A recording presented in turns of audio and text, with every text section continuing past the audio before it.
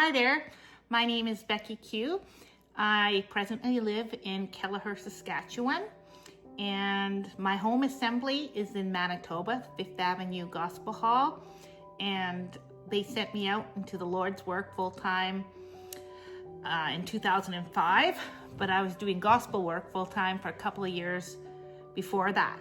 I grew up in an alcoholic family. We didn't hear the gospel, but I got saved at the age of 20, and through a gospel John 3:16 seed source text. It was a gospel outreach in Saskatoon, Saskatchewan. And as soon as I got saved, because I'm a first generation Christian, the gospel was just extra sweet to me, as it should be for every believer, but I just couldn't figure out why everybody else in the world doesn't want what I have. And so I was really burdened about sharing Jesus with everybody. And by the time I had been saved for maybe a year or so, I was already teaching Sunday school, and I was discipled by James and Florence Ronald, full-time workers in Saskatoon, Saskatchewan, and they shoved me into Sunday school right away, teaching, and I got to help with camp work and all those kinds of things. And so, first of all, if you are burdened about the gospel, I really believe that you need to start with where you're at, and be very involved with your local assembly in reaching out. And not only that, but opening your home wherever you live. And it doesn't matter whether you live in an apartment or whether you live in a little shack or whether you have a nice big home, whether you live with your family or not. One of the things that I did, I have early childhood education degree, and I was always working with children, but I got very frustrated working in daycare in the school system because I was supposed to be teaching these kids to do what was right, but they didn't have the power to do what was right, and I knew the answer. The answer is Jesus. And so I started having kids into my home in my local neighborhood and teaching them Sunday school.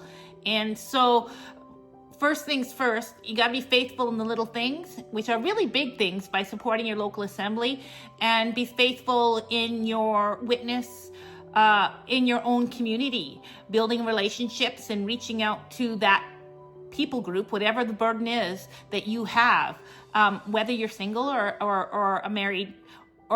And so I would say start there. And also what happened with me is I got involved in a lot of seed source outreaches and went to Mexico, went to El Salvador. And by that time, I knew that the Lord was sending me out somewhere, and I really thought it would be Mexico.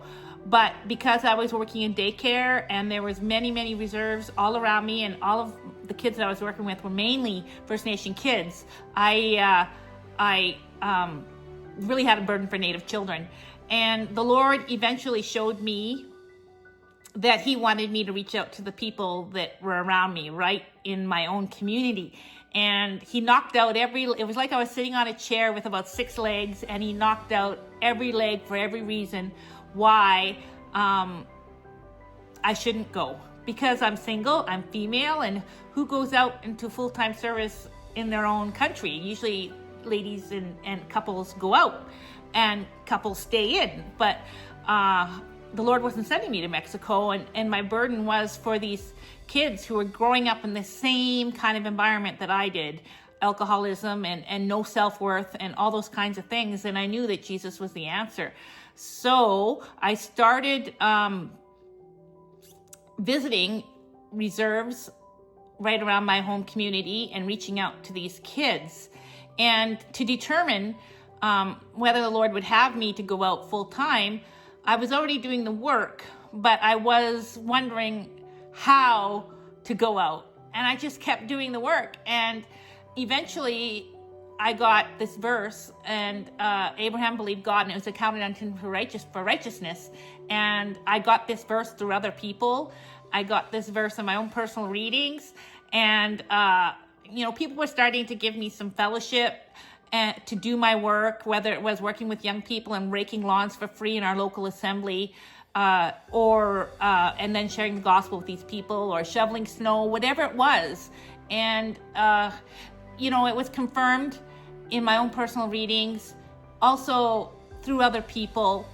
And then what I actually did was I actually spent a week in my bedroom reading, and I was going through the Gospel of Mark, and it was go, go, go. It's an action gospel. Go quickly and go. And so after that week, it was like the Lord was telling me, just go and do it. So I cut back my hours in daycare and just started visiting reserves and started a soup kitchen for people in town and a little Bible study. And eventually there was some that got saved.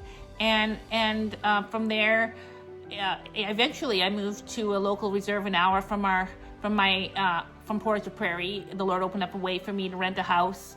And I was in the school system on a reserve, teaching the gospel and running a drop-in center for youth for 20 years, 19 years. And it starts out with just a little burden, and you be faithful in that little burden, and God will grow your territory. He will expand it, and for His name's sake and for His glory. So I just want to encourage you in that, and also share with you some things that I am doing right now, because now I am in Saskatchewan. I don't have a drop-in center. I don't have a meeting place anymore, but I have my home. So, and there's 20 reserves right all around me. So I write for a local Native Indigenous Christian newspaper, and I take that newspaper to the reserves as well as gospel texts, and I seek to build relationships and make contacts, and I keep going back every time the paper is published every 2 months. And so I've been to about at least 25 reserves here in Saskatchewan, many times to some of them, and some of them only one, but there's there's like 50, there's 64 reserves at least, 64, 65 in Saskatchewan, very easily. And so that's kind of my work right now, but I also have people in my home. I have a ladies crafting group, and I have a kids club during the week, and I volunteer at the local school, and that's something you can do, is get busy in your community with the needs, and the Lord will open the way. And you know, the prayer Jabez is something that I've used in my life. Not that I pray it systematically, but it's the burden of my heart. Oh God, that you would bless me. Oh God, that you would enlarge my territory. Oh God, that your hand would be with me, and that you would keep me from evil.